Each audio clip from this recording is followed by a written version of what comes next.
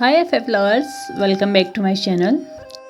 अगर आप में से कोई भी व्यूअर मेरे चैनल पर नया आया है तो प्लीज़ मेरे चैनल को सब्सक्राइब और वीडियो को लाइक ज़रूर कर दीजिएगा। आपके एक सब्सक्राइब से मुझे मिलेगा मोटिवेशन और आप लोगों को मिलेगा डायरेक्टली आपके फ़ोन में मेरी वीडियो का नोटिफिकेशन। तो चलिए आज की पार्ट को स्टार्ट करते हैं। तो लास्ट पार्ट में हमने देखा था कि मेंग्याओ वैन पे अपने स्वॉर्ड से वार कर चुका था और अपने स्वॉर्ड को उसकी बॉडी के आर पार कर चुका था और वैन रोहान उसको धोखेबाज कहते हुए ज़मीन पे गिर चुका था। हर कोई मेंग्याओ को बड़े ही सॉफ्टली देख रहा था क्योंकि हर किसी को पता था कि वैन रोहान को मारने का आदेश पहले से नहीं दिया गया था, यानी कि पहले ही सबको इन्फॉर्म कर दिया गया था कि वैन रोहान को इतनी ईजिली कोई नहीं मारेगा। और इधर विंग जो है वो वैन रोहान के मुंह से जो शब्द निकला था धोखेबाज, उसको सुन लेता है। वैन रोहान ने वर्ड बहुत धीरे से बोला था जिसकी वजह से बाकी लोग सुन नहीं पाए थे, लेकिन विंग जो वैन रोहान के पास ही था उसने आसानी से इस वर्ड को सुन लिया था। अब जैसे ही वैन रोहान ज़मीन पे गिरता है तो विंग अपने हैंड में से एक के बाद एक तलिस्मान निकाले जा रहा था और वैन रोहान की बॉडी में उनको चिपकाया जा रहा था। वो वही प्रोसेस दोबारा करने की कोशिश कर रहा था जो कि उसने वैनिंग के केस में किया था, जब वैनिंग के पास एक आखिरी सांस बची हुई थी और उसने अपने तालिस्मान और अपने डेमोनिक कल्टिवेशन की मदद से वैनिंग को मरने से बचाया था। और वो सोच रहा था कि वो वैन रोहान को भी उसी प्रोसेस से जिंदा रख पाएगा। अपने पूरे तालिस्मान को यूज़ करने के बाद जब विंग वैन रोहान की पल्स चेक करता है तो वो वैन रोहान की पल्स को ढूंढ नहीं पा रहा था, या यूँ कहो कि वो वैन रोहान की पल्स को महसूस नहीं कर पा रहा था, जिसका डायरेक्टली मीनिंग था कि वैन रोहान की मौत हो चुकी है, अब वो ज़िंदा नहीं है। और अब विंग कितनी भी कोशिश कर ले, हज़ारों तालिस्मान उस पर यूज़ कर ले, अपनी पूरी डेमोनिक कल्टिवेशन उस पर यूज़ कर ले, वो ज़िंदा नहीं हो सकता क्योंकि उसकी धड़कनें बंद हो चुकी थी, उसकी सांसें बंद हो चुकी थी, जिसकी वजह से अब वैन रोहान कभी भी ज़िंदा नहीं हो सकता था। और विंग को ये जानना नामुमकिन सा लगने लगा था कि उसकी हेल्प पिछले 2 साल में किसने की थी। हालांकि वो जानता था उसका आंसर, लेकिन उसके लिए ये प्रूव करना मुश्किल हो रहा था। विंग अपने पूरे गुस्से भरी नज़रों से अब मेंग्याओ को देखने लगता है। मेंग्याओ उसकी आंखों को देख के बहुत ज़्यादा डर जाता है और वो विंग से बोलता है, मास्टर वी, ये मैंने आपके लिए किया, मैंने आपको बचाने के लिए सब कुछ किया। आप तो जानते हैं ना कि वैन रोहान कितना खूंखार इंसान था। क्या होता अगर वो आप पे हमला कर देता या आपको जान से मार देता। विंग का जो एंगल लेवल था ना, अब वो हाई पे पहुंच चुका था, बहुत ऊपर पहुंच चुका था। और वो मेंग्याओ को चिल्लाते हुए बोलता है, क्या मुझे वीवो जान को तुम्हारी ज़रूरत पड़ेगी खुद की जान बचाने के लिए? इस कल्टिवेशन वर्ल्ड में कौन है ऐसा जो मेरा मुकाबला कर पाए, जो मुझे मार पाए या मुझ पे हमला कर पाए? क्या तुम्हें मुझ पे या मेरी शक्तियों पे इतना शक है कि कोई भी इंसान आके मुझे मार डालेगा? क्या तुम्हें लगता है कि मैं किसी को खुद को हाथ लगाने भी दूंगा? और बाय एनी चांस मुझे हेल्प की ज़रूरत पड़ी भी तो इस कल्टिवेशन वर्ल्ड में हज़ारों कल्टिवेटर हैं, हज़ारों योद्धा हैं जो मेरी हेल्प कर सकते हैं, तो तुम्हें ही क्यों मेरी अभी चिंता हुई? क्या सच में तुम मेरी हेल्प कर रहे थे या अपने किसी और गुनाह को तुम छिपाने की कोशिश कर रहे थे? आखिर मरते मरते वैन रोहान ने तुम्हारे लिए धोखेबाज वर्ड का यूज़ क्यों किया? क्या किया था तुमने ऐसा उसके साथ जो उसने तुम्हें धोखेबाज करार दे दिया? विंग इतने गुस्से में था कि उसकी ग्रिप अब उसके चेंचिंग पे बहुत ज़्यादा टाइट होने लगी थी, और जितनी ज़्यादा उसकी ग्रिप उसके चेंचिंग पे बढ़ रही थी, टाइट हो रही थी, उतना ही ज़्यादा ब्लैक स्मोक उसकी चेंचिंग से निकल रहा था। हर कोई देख रहा था विंग को कि वो कितनी गुस्से में है।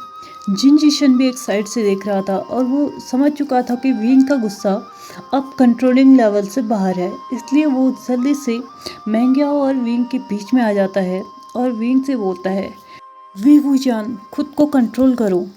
मेरा भाई सिर्फ तुम्हारी मदद कर रहा था, तो क्या हो गया अगर उसने वैन रोहान को मार भी दिया?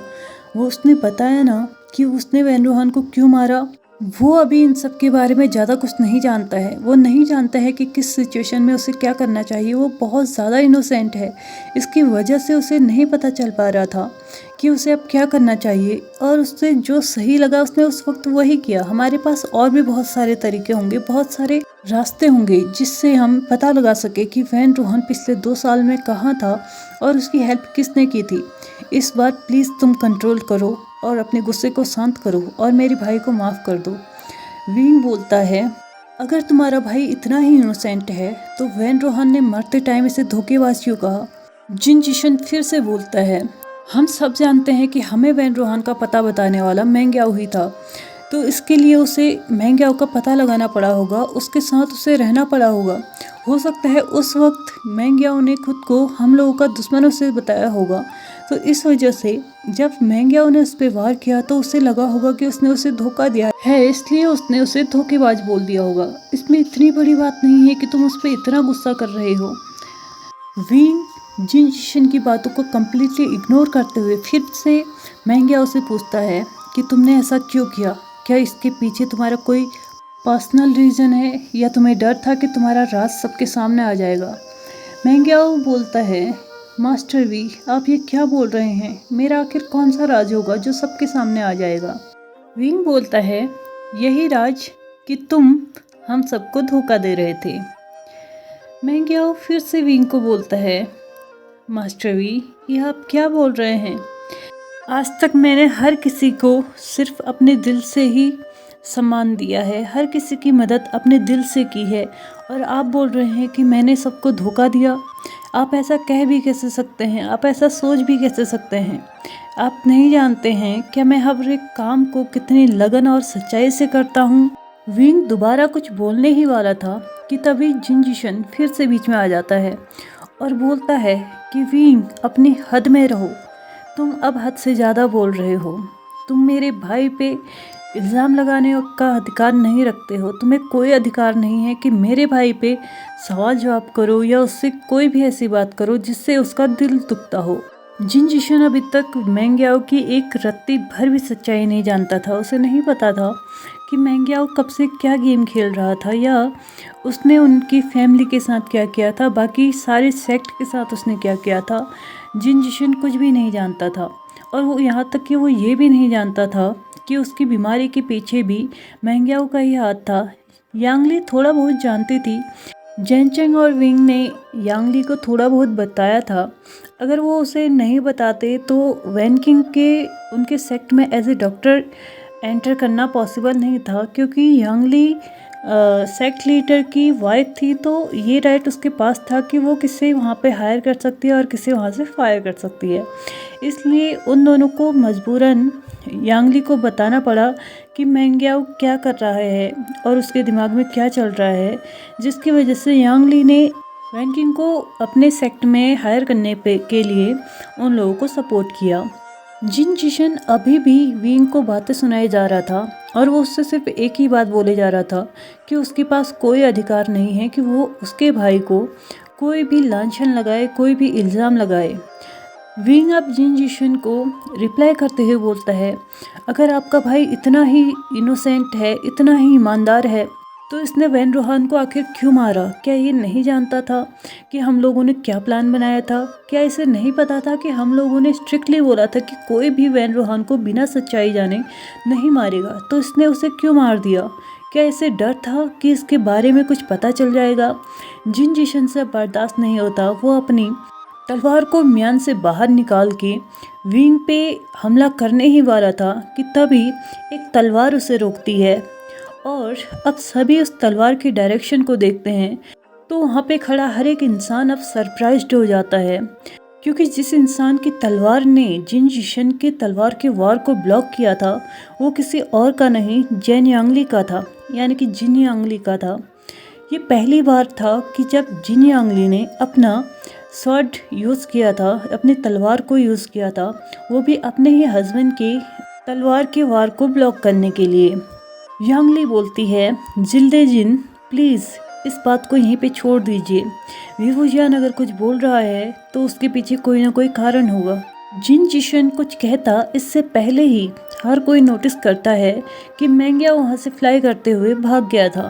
अब हर कोई अपनी बड़ी बड़ी आंखों से उस डायरेक्शन की तरफ देखने लगता है जिस डायरेक्शन में मैंग्याओ फ्लाई करते हुए उड़ा था या भागा था, और हर किसी को धीरे धीरे इस बात पर ट्रस्ट होने लगता है कि विंग जो बोल रहा था वो सच हो सकता है। अगर ऐसा नहीं होता तो मैंग्याओ यहाँ से क्यों भागता। लेकिन कुछ ही पलों के बाद हर कोई देखता है कि मैंग्याओ वापस से ज़मीन में आके गिरा था। इसको देखने के बाद हर कोई वहाँ पे सरप्राइज्ड हो जाता है कि आखिर ये कैसे हुआ। लेकिन वांग जी की नज़र उसके हाथ पे जाती है और फिर विंग के हाथ पे जाती है, जिसमें कि वही मैत्री बंधन वाला धागा बंधा हुआ था। और वो विंग को बड़ी बड़ी आंखों से, गुस्से भरी आंखों से देखने लगता है। और जब विंग की आंखें वांग जी की आंखों से मिलती हैं, उनका आई कांटेक्ट होता है, तो विंग समझ जाता है कि वांग जी बहुत गुस्से में है। विंग वांग जी की गुस्से भरी आंखों को देख के बहुत ज़्यादा डर जाता है। उसे कुछ समझ भी नहीं आ रहा था कि उसे अब क्या करना चाहिए।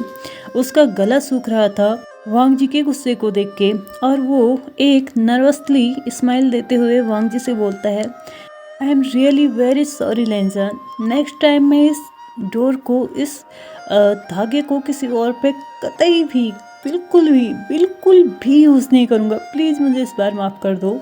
वांग जी अपने गुस्से भरी टोन में बोलता है, आखिर तुम इस डोर को किसी और के साथ, किसी और पे कैसे इस्तेमाल कर सकते हो? क्या मुझ में और किसी और में कोई फ़र्क नहीं है? जैन चैंग, जेओयुन और विंग क्लियरली देख सकते हैं कि वांग जी इस वक्त कितना जेलस फील हो रहा था मैंग्याओ से, जबकि विंग ने सिर्फ मैंग्याओ को पकड़ने के लिए उस डोर को उस पर इस्तेमाल किया था। लेकिन वांग जी नहीं चाहता था कि किसी भी कंडीशन में विंग उस डोर को किसी और पे यूज़ करे, क्योंकि आज तक सिर्फ पहला इंसान वांग जी ही था जिस पे विंग ने उस मैत्री बंधन के डोर को यूज़ किया था। उसके अलावा और कोई भी नहीं था। आज सेकंड टाइम सिर्फ मैंग्याओ ही वो इंसान था। भले ही विंग की इंटेंशंस वहाँ पे सिर्फ उसको एक हथियार की तरह यूज़ करने की रही हो, लेकिन फिर भी वांग जी को ये पसंद नहीं आता है कि जो चीज़ विंग ने उसके और अपने लिए बनाई हो, और जिस चीज़ का नाम ही उसने हम दोनों के लव के बेस्ड रखा था, यानी मैत्री बंधन जिसको नाम दिया गया था, वो कैसे किसी और पे इसका इस्तेमाल कर सकता है। अब हर कोई विंग और वांग जी को देखे जा रहा था, क्योंकि कोई भी नहीं जानता था कि विंग और वांग जी के बीच में अभी सब कुछ नॉर्मल है या सब कुछ ठीक हो चुका है। सिर्फ कुछ लोग ही जानते थे, जैसे जेओयुन, जेन यांगली और जैन चेंग ही ये सब बातें जानते थे, बाकी कोई भी नहीं जानता। इवन जिन जिशन भी ये बातें नहीं जानता था, इसलिए हर कोई उन्हें वहाँ पर सरप्राइजली देख रहा था। उन दोनों के इस कन्वर्सेशन को सुनने के बाद आधे से ज़्यादा लोगों का जो कंफ्यूजन था वो तो क्लियर हो चुका था, लेकिन कुछ लोग अभी भी कंफ्यूजन में थे, क्योंकि हर किसी को बताया गया था या हर किसी को यही पता था कि उन दोनों की जब शादी ब्रेक हुई थी उसके बाद से उन दोनों के रिश्ते में कोई भी उम्मीदें नज़र नहीं आई थी, कोई भी ऐसी चीज़ नहीं हुई थी जिससे कि ये कहा जा सके कि वो दोनों अब कभी एक हो सकते हैं। अपनी इस कन्वर्सेशन के बीच विंग की नज़र मैंग्याओ पे जाती है, जो कि बहुत ज़्यादा कंफ्यूजन लुक उसे दे रहा था।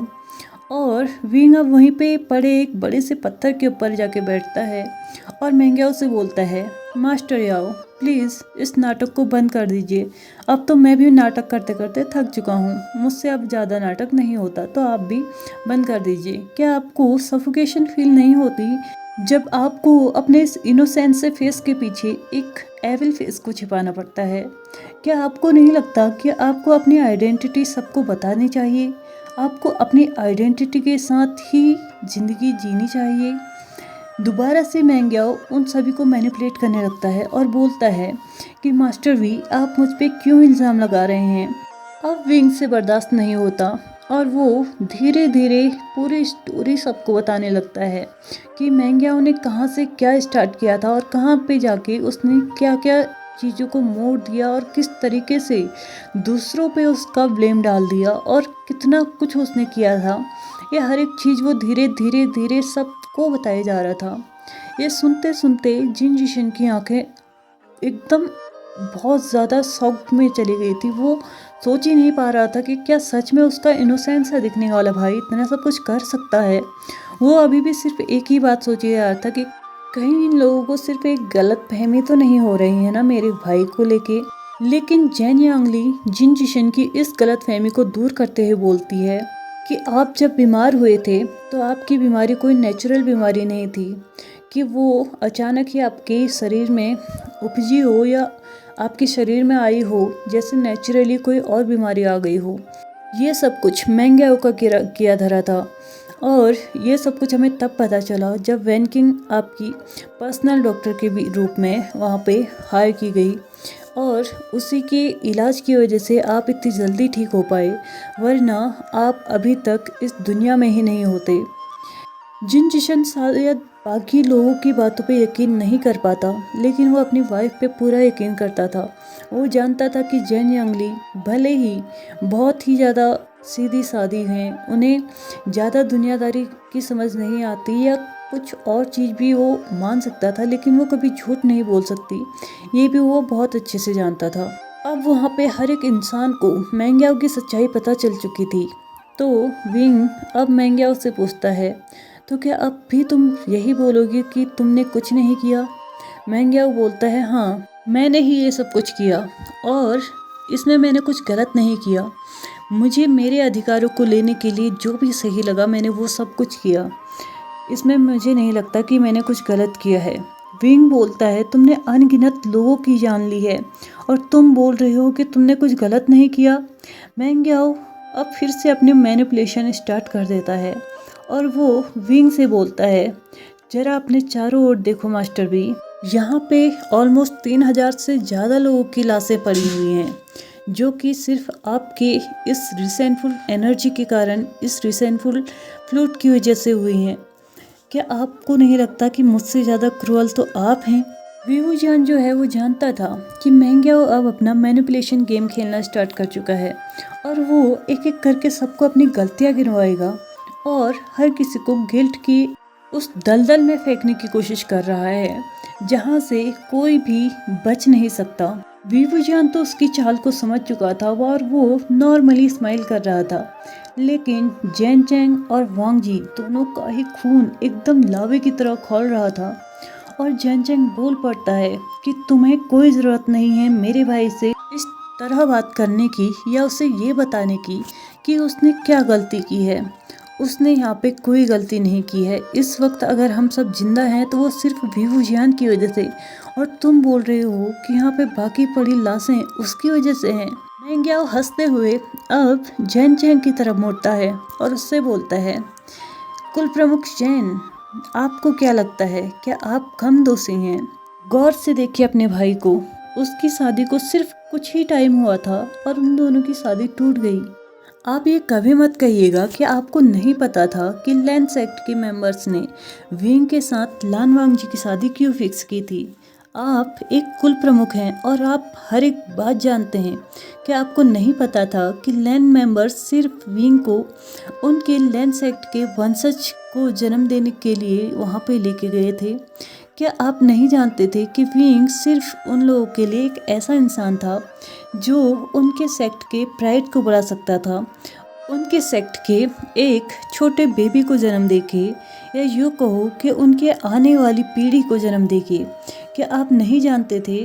या आप भी विंग से बस छुटकारा ही चाहते थे जैसे कि बाकी लोग चाहते थे तब जब विंग ने डेमोनिक कल्टिवेशन स्टार्ट की थी?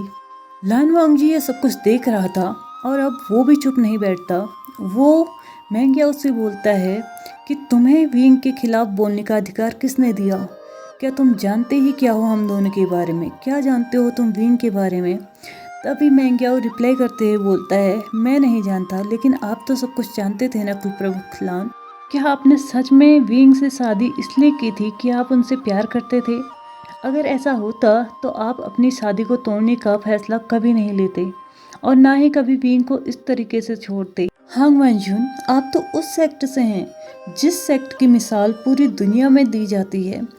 सारे लोग उस सेक्ट के गुणगान गाते हैं कि वो लोग कितने न्यायप्रिय हैं, कितने सत्यवादी हैं, लेकिन आप अपने आप को देखिए, आपने विंग के साथ क्या न्याय किया है?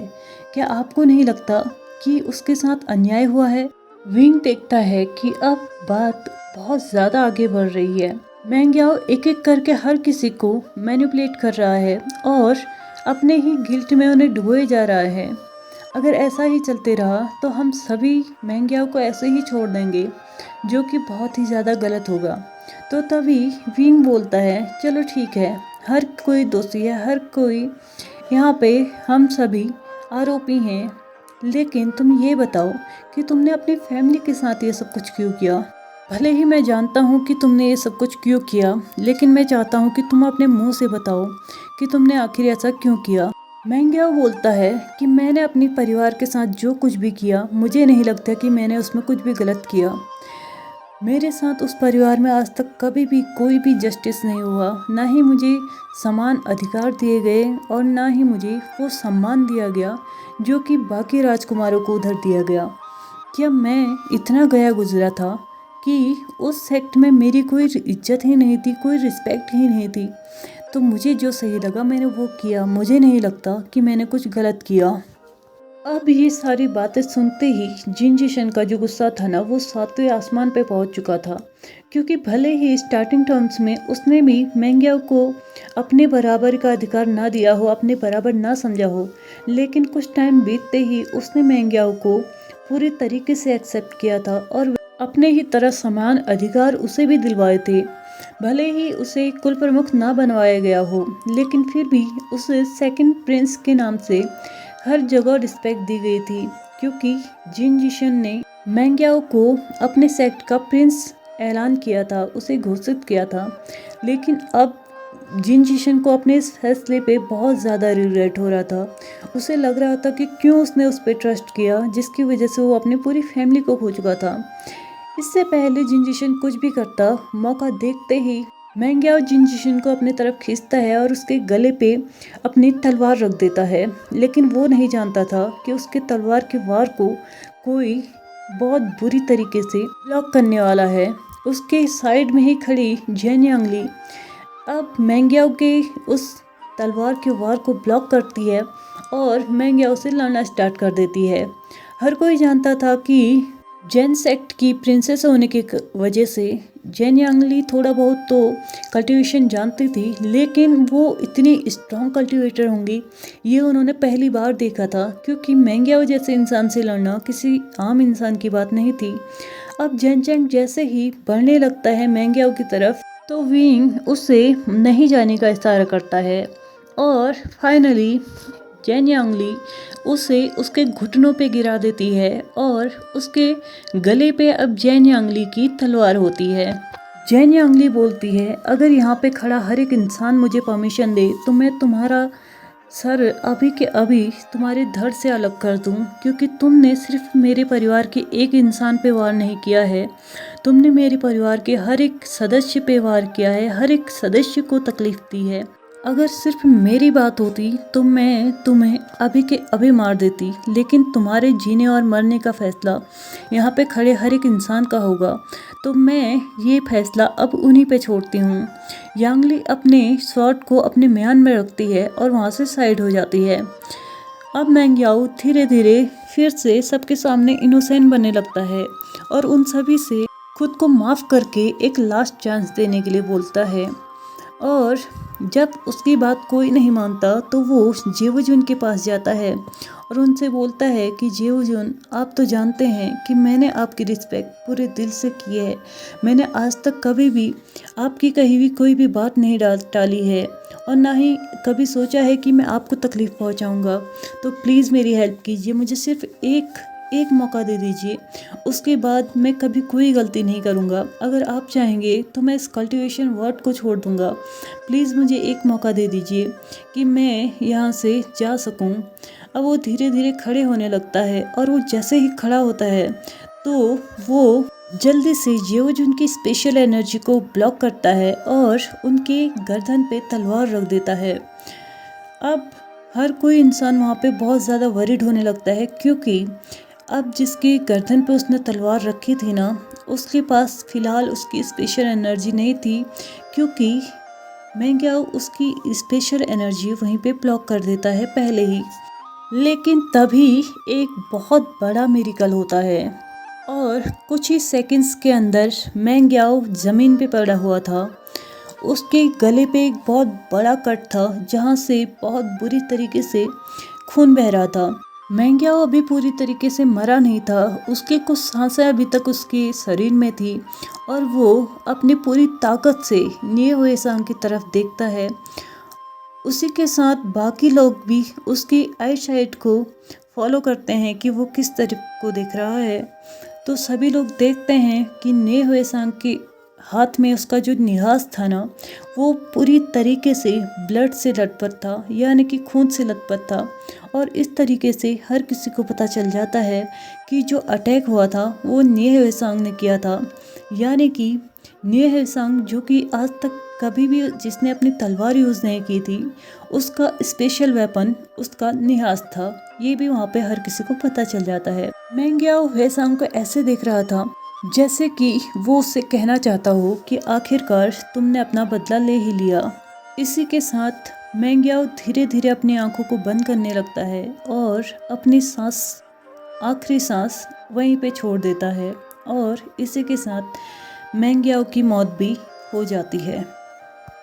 तो चलिए गाइज, आज के इस पार्ट को भी हम यहीं पे ख़त्म करते हैं। उम्मीद करती हूँ कि आज का पार्ट आपको बहुत अच्छा लगा हो।